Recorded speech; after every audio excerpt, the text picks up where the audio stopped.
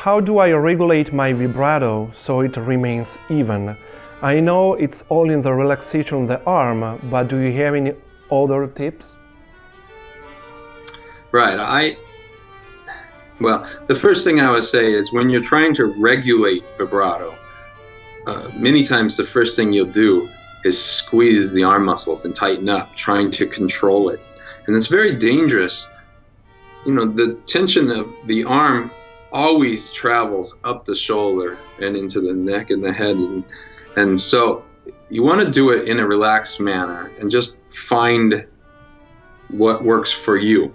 I heard or read that Paul Roland said a artistic vibrato was 5 to 9 cycles in a second.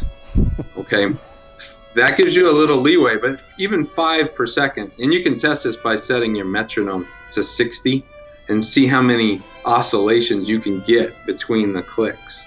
So you can, that doesn't really teach you how to control it, but it does show you what you're doing. So if you are too wide, try, instead of rotating deeper into the pad of the finger, try and stay a little closer to the bony tip.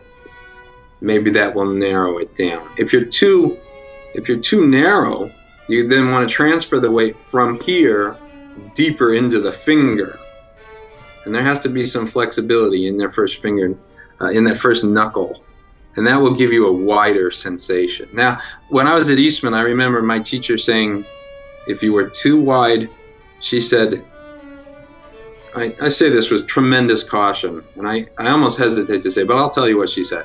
She said, feel the underside of the finger as not being allowed to open. I told that to another violin professor who said, that's the worst idea I ever heard, because it immediately creates a tension in the hand. So perhaps you can understand that that's just not allowing it to go wider, but then just try and do it by not rolling so deep. In the end, use your ear to determine what's going on. You can tell if it's wobbly. You can often tell if it's too slow. You can also set your metronome to, well, I think 105 is the technical number, but my metronome, I think, goes to 104. And then try and get, remember how I said, Paul Roland said anything between 5 to 9 cycles per second was desirable? If you pick the number in the middle, it'd be 7, okay? But you could, to do that, set your metronome to 105, then practice knocking a peg and try and get 4 motions. 4 motions. So would you set your metronome to 105? 4 motions in between each click. So that is a goal that would put you right between the 5 and the 9. That's 7 cycles. Great tips.